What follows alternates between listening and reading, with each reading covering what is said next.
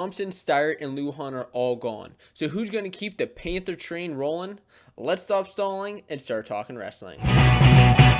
What's going on, wrestling fans? My name is Josiah, and welcome to another lineup preview here on the Fanco Wrestling YouTube channel. And this lineup preview is brought to you by Bennett Durham, who has been requesting this lineup preview for the past 3 months. So, Bennett, this one is for you and the rest of you UNI fans. I'm super excited to dive deep into this lineup, just like we have with every other single lineup on this channel. Now, as I said, this is, a interesting year for UNI because we go into, and they were 8-4 last season, but they're losing a lot of guys like Max Thompson, like Bryce Steiert, who are both All-Americans, as well as four-time qualifier Taylor Lujan, who had a real shot to win it last year, and even an NCAA pins leader in Jay Schwarm. So there is a lot of lost talent, unfortunately, for UNI. But as we dive deep, there are a lot of guys coming in and some guys who could make some noise. And as we get into 125 pounds, one of these guys who I think can make some noise once he finally hits the mat is going to be Brody Thomsen. Now, Thomsen was, you may know, maybe you knew, maybe you don't, he transferred out of Penn State last year. He actually even wrestled a duel for Penn State last year in the Arizona State match, which you may or may not remember, where he lost to Arizona State's Brandon Courtney. Now, Thomsen had some extensive talent coming out of high school. I mean, he was a 4-time Iowa State champion, was 175-1, and just showed so much potential for the college season in his college career. And I still think that he does as he heads into his sophomore year. Although he does have that loss to Courtney, I still think that he can show and really show up and do a lot on the college scene. And he's going to have to, as he's taking over for Jacob Schwarm, who was 21-10 last year at 125 pounds for Northern Iowa. This is a weight that I think if Thomsen is able to prove himself, I think he can be a real threat here, because right now he's not even ranked, which, that's how it should be. He hasn't really proven himself yet, but, he's a guy who I think could be ranked in the future and do well for Northern Iowa. And that, of course, moves us up to 133 pounds. And at 133 pounds, we have the returner from last year coming back, and Jack Scholarcheck. Scholarcheck is a national qualifier with some solid wins in the past at Cliff Keen, Las Vegas, and Midlands. He comes into this season, he is actually ranked. He is a top 15 ranked guy, which to me is impressive to be ranked in the top 15, in the top 20 at 133 pounds. He's going to have to compete with some of those other top guys at 133, looking at Roman Bravo Young, Austin DeSantos, actually Sebastian Rivera is moving up now, but I mean, so many other top guys at 133 pounds that are a real threat to him. If he can beat a couple of those guys, we can see him move up in those rankings, which I believe is definitely possible. And that moves us up to 141 pounds, where we have the returner again coming back, but the first guy I want to talk about is Cale Happle. Happle was a top 25 recruit in the class of 2020, and just like Thomsen, he's a 4-time Iowa State champion, which is impressive. He's also placed at Fargo in the past. He's a top 3 finisher, which is important to note in my opinion, and he is somebody who I think can do very well in the future. He's just a freshman coming into this season, but we see that Michael Blockus, who is a sophomore coming back last year, he wrestled, was 22-10, had a very solid season, ended up coming into this next season ranked a number 11. We could see him crack that top 10, potentially get into that All-American status. Blockus is somebody who throughout the year has just really improved, just got better and better and better. You saw him getting maybe tacked by guys at the beginning of the season who by the end of the season he was either beating or at least made those losses a lot closer. One of the guys I want to point out is, of course, Dom Demas, who he lost to in the past and then ended up going to a tiebreaker with him. It ended up getting throughout the year, just getting better and better and better. One of his best wins was over Tariq Wilson at the Cliff Keen Las Vegas tournament, where he placed 6th. And he had another solid win over Tristan Moran of Wisconsin. So Blockers is just somebody who's just improved. And of course, he was a national qualifier. And I think, coming into next season, we could see him qualify as well as potentially become an All-American in the future. And at 149 pounds, now this is a tough loss. 49 as well as 74 are some of the toughest losses, and even getting into 184, just some of the toughest losses that Northern Iowa has to deal with. So at 149 pounds, this is where Max Thomsen was in the past. 20-8 record last year, just a solid guy at 149 pounds. But who's going to be replacing him?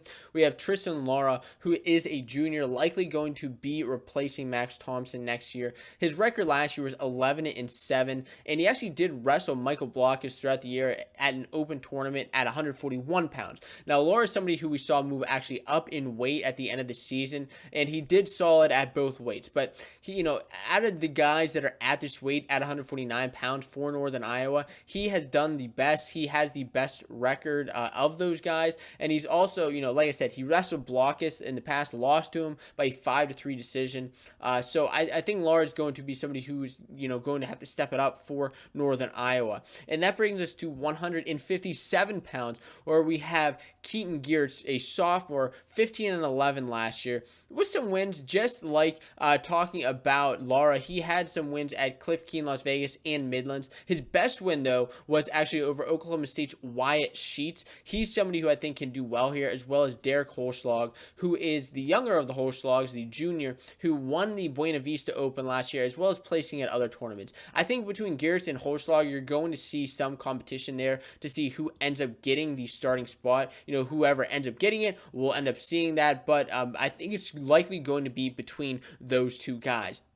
And that moves us up to 165 pounds. At 165 pounds, we have the returner starting, who's likely going to be starting this year. But the redshirt freshman coming in, who is undefeated, a 5-0 undefeated, but still nonetheless undefeated, is a top 100 recruit in the class of 2019 from Iowa, and that's Lance Runyon. Lance Runyon is somebody who you should have your eyes on, could potentially crack that lineup now that he's out of his redshirt year, as he looks to take on Austin Yant, who is the returning starter from last year, was 16-14 last year, and ended up placing at the Big 12 tournament, which was impressive. Now, he's getting beat by those top dogs, and at 165, that's kind of what's been the story here for Northern Iowa. So they're going to have to do something and pull something out if they want this weight to really show up in the future.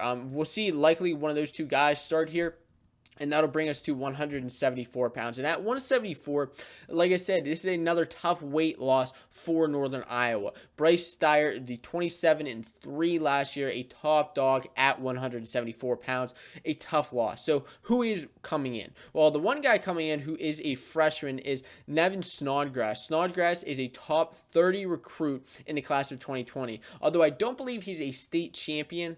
He is from Ohio. He is an Ironman placer, which is very, very big for him. Ironman placer, one of the top tournaments in the country. Now, as we move from Snodgrass, we look at Keegan Moore. Keegan Moore, the senior coming in, may finally get some time in the lineup, because Moore, he had some wins and losses at Opens, but I think we're likely going to see where Snodgrass may be the better fit for the lineup.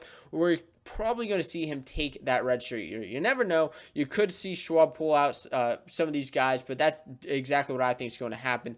And at 184, losing Taylor Lujan is a big loss, a top-ranked guy at the weight. But there's only really one guy here, and that is Parker Keaisen. Keaisen is a top 14 recruit in the class of 2019, a multiple-time Wisconsin state champion. Now, in his redshirt year, he was 18-1. And throughout that time, he didn't necessarily have any significant wins, but his one loss in the season, which kind of was significant, was to Abe Assad. Assad, he actually lost to him by a 6-5 decision. So a close match that he had with him.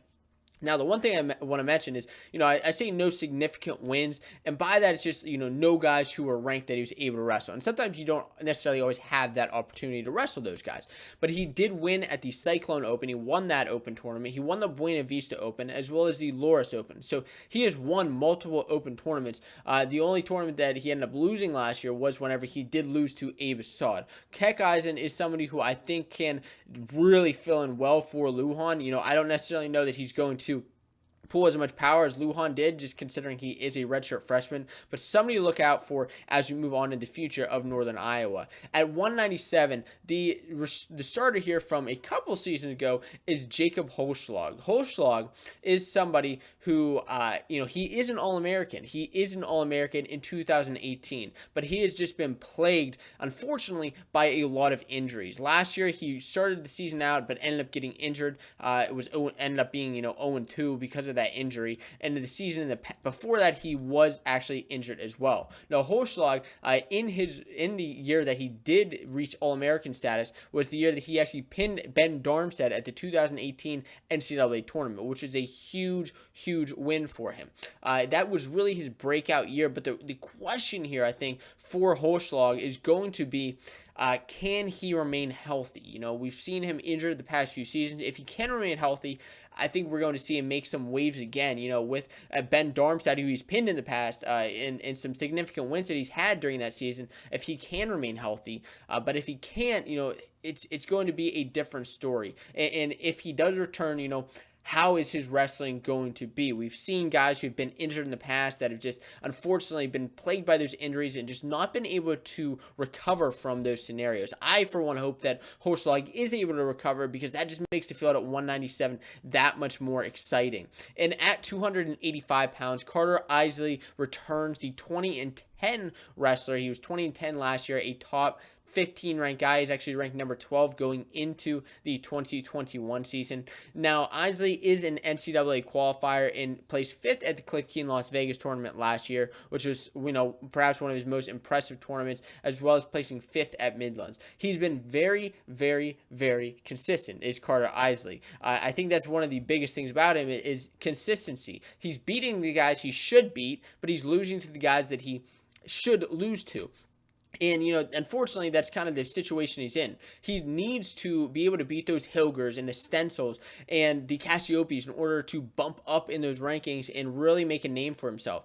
I think it's possible. He's not getting blown out by these guys by any means. A lot of the matches he's having are very close, and he's having a lot of matches. I mean, the heavyweights seem to have more matches than any other guys in the lineup, which has been pretty consistent throughout every single lineup. Having 30 matches last year was darn impressive. And, the question here is, can Isley really bump up and do well? And can Northern Iowa make a name for themselves again after, losing a lot of these guys? We saw him beat Mizzou, Oklahoma State, Wisconsin last year. He even placed 2nd at Midlands. They're a consistently impressive team, and I'm excited to see how they do in the future. Now, if you're looking for another lineup preview, I actually have all of them linked down in this playlist down here. Go ahead and check those out.